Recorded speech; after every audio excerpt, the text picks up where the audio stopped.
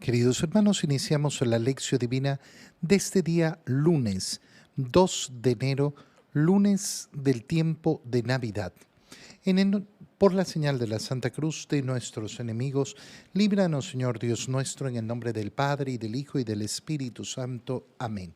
Señor mío y Dios mío, creo firmemente que estás aquí, que me ves, que me oyes.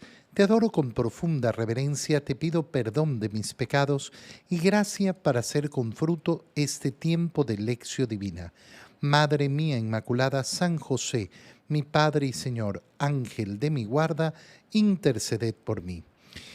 Primero recordar que todavía estamos en el tiempo de Navidad. Estaremos en el tiempo de Navidad hasta el próximo domingo. En la primera lectura de este lunes del tiempo de Navidad, hoy día celebramos la memoria de San Basilio Magno y San Gregorio Nacianceno, obispos y doctores de la Iglesia. En la primera lectura continuamos con la lectura de la primera carta del apóstol San Juan. Leemos el capítulo 2, versículos 22 al 28. Hijos míos, ¿quién es el mentiroso sino aquel que niega que Jesús es Cristo? Ese es el anticristo, porque niega al Padre y al Hijo. Nadie que niegue al Hijo posee al Padre, pero quien reconoce al Hijo posee también al Padre.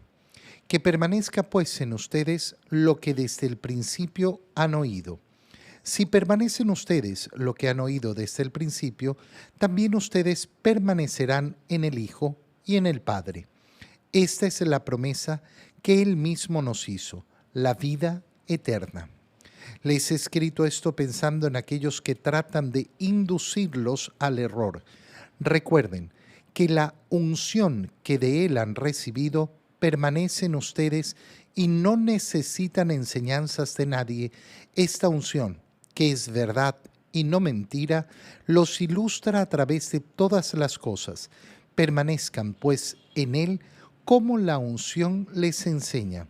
Así pues, hijos míos, permanezcan en Él para que cuando Él se manifieste tengamos plena confianza y no nos veamos confundidos por Él en el día de su venida.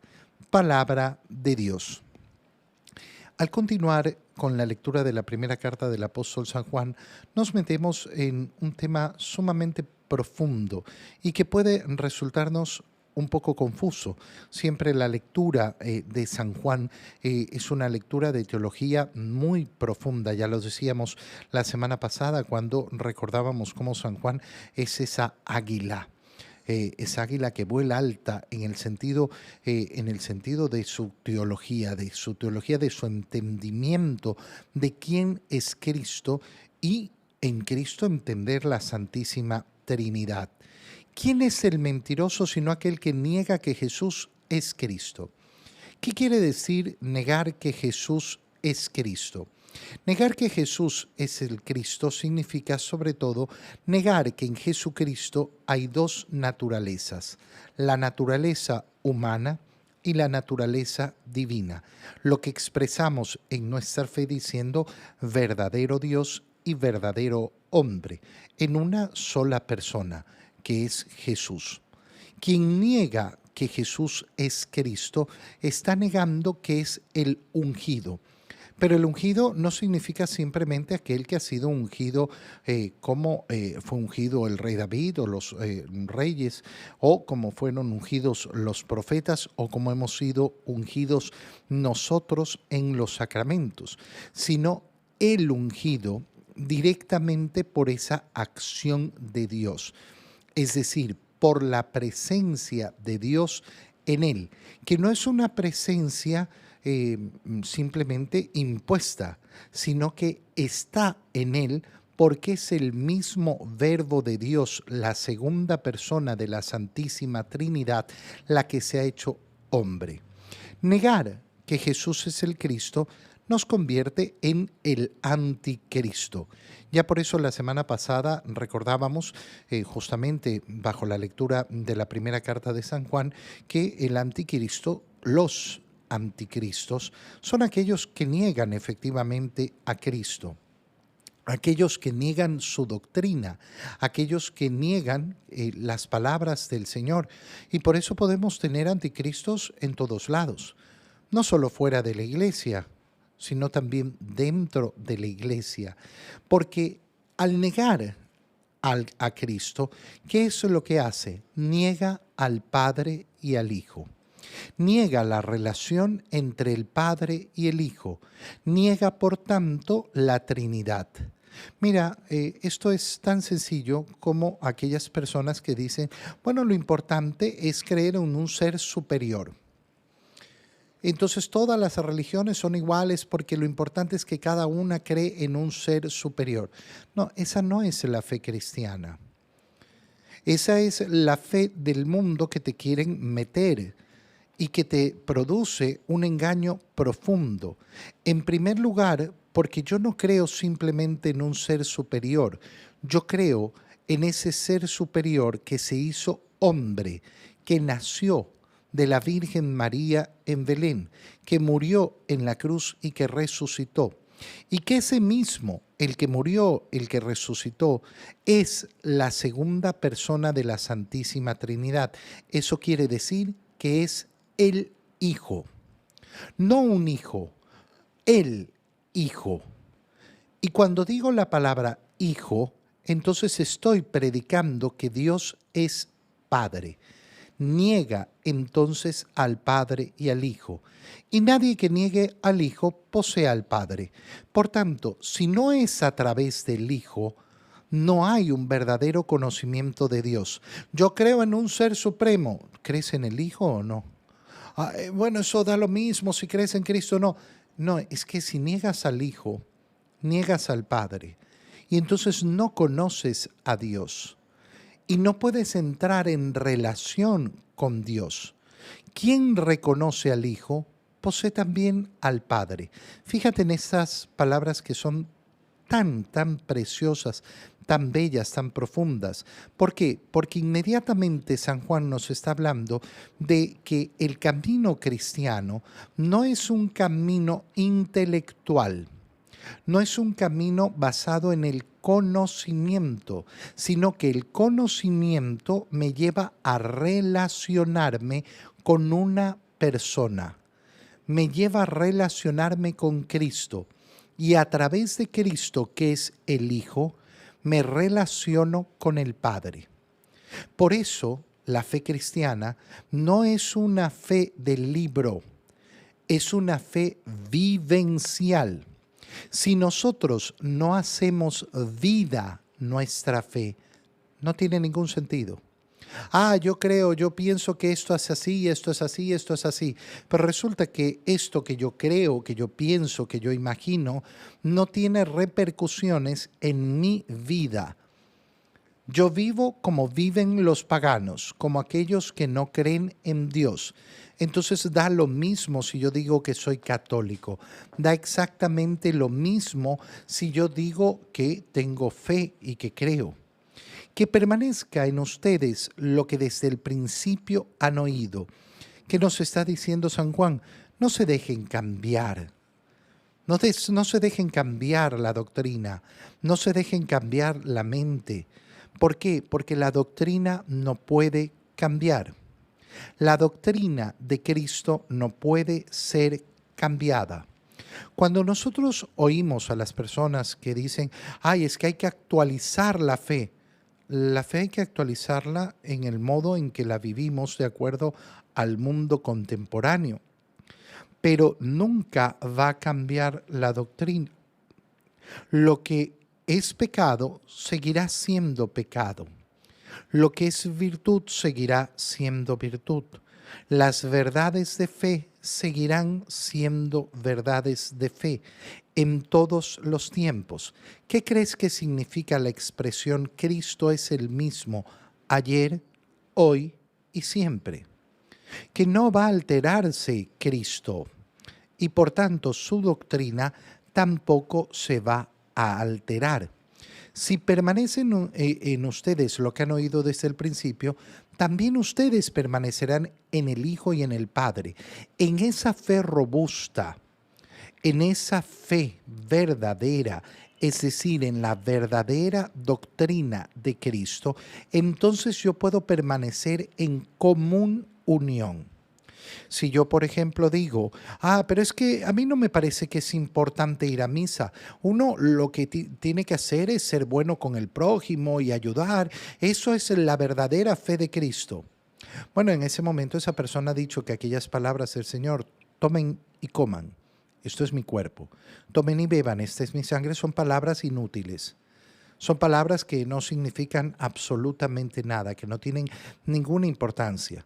Pero resulta que es siguiendo esas palabras que entramos en la profunda comunión con el Hijo que nos permite estar en comunión con el Padre. Comulgando es como entramos en común unión. No, yo eso lo quito del mapa. Bueno, entonces has creado una nueva doctrina que no es la doctrina de Cristo. Esta es la promesa que Él nos hizo, mantenernos en unión con Él, en comunión con Él, permanecer con Él. ¿Para qué?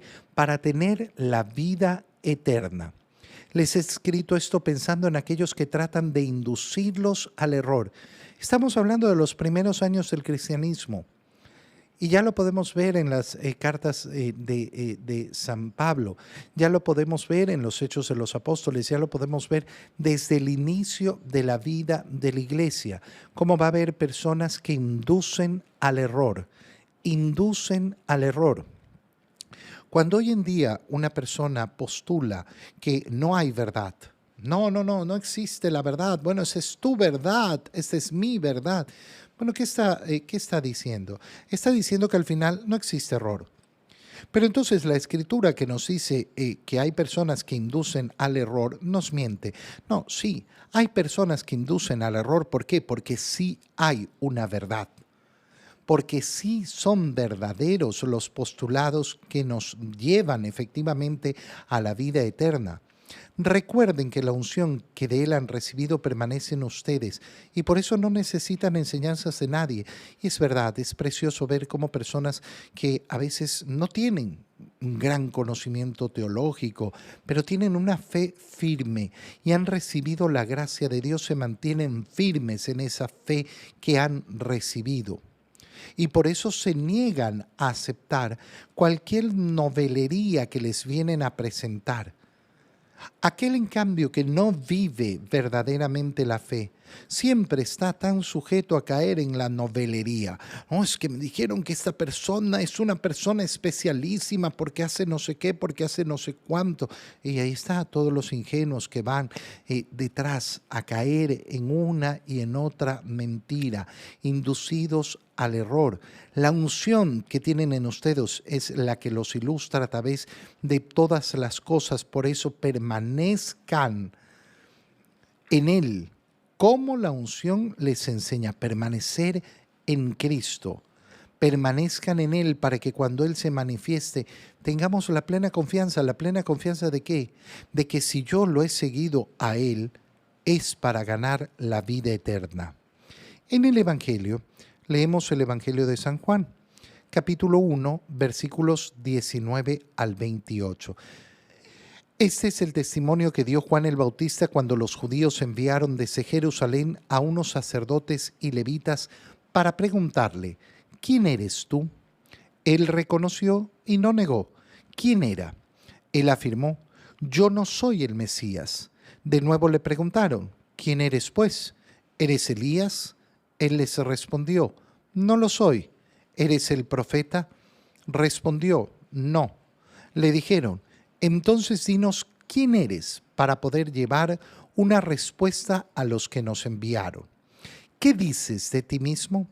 Juan les contestó, yo soy la voz que grita en el desierto, enderecen el camino del Señor, como anunció el profeta Isaías.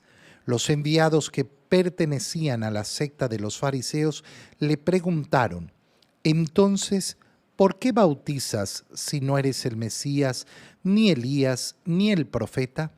Juan les respondió, yo bautizo con agua, pero en medio de ustedes hay uno al que ustedes no conocen. alguien que viene detrás de mí, a quien yo no soy digno de desatarle las correas de sus sandalias. Esto sucedió en Betania, en la otra orilla del Jordán, donde Juan bautizaba. Palabra del Señor.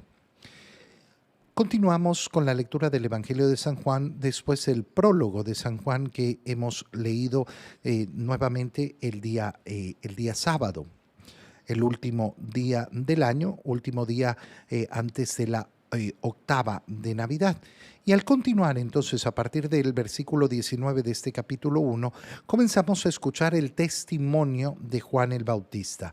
Este es el testimonio de Juan el Bautista, que dio cuando los judíos enviaron desde Jerusalén a unos sacerdotes y levitas para preguntarle, ¿quién eres tú? Y llama mucho la atención cómo Juan responde con sinceridad sobre quién es él. Es una pregunta tan bonita. ¿Quién eres tú? Es una pregunta que siempre se usa en la actualidad para desprestigiar a las personas. Si una persona manifiesta la doctrina de Cristo, si una persona manifiesta, oye, eso es pecado, eso no está bien, ¿qué le responden normalmente? ¿Y quién eres tú? ¿Y quién eres tú? Bueno, si tú no tienes clara esta respuesta y no puedes dar testimonio como da testimonio Juan, entonces hay un problema. ¿Quién eres tú? Yo soy hijo de Dios. He sido bautizado. Soy un testigo de Cristo. Por tanto, tengo una misión de anunciar a Cristo al mundo. Ese soy yo. ¿Eso me coloca en una perspectiva superior al resto de los seres humanos? No, no. Pero esa es la autoridad que tengo. La autoridad de Cristo. Manifestar la autoridad de Cristo al mundo. Y lo puedo hacer, no solo lo puedo hacer, lo tengo que hacer. Por eso es una pregunta muy importante. Si en cambio, ay, sí, yo no soy nadie, yo no soy nadie. ¿Cómo que no eres nadie? ¿Cómo que no eres nadie si eres una criatura de Dios, eres el amado de Dios, eres hijo de Dios? ¿Cómo que no eres nadie si eres aquel dichoso invitado a la cena del Señor? ¿Cómo no voy a ser nadie?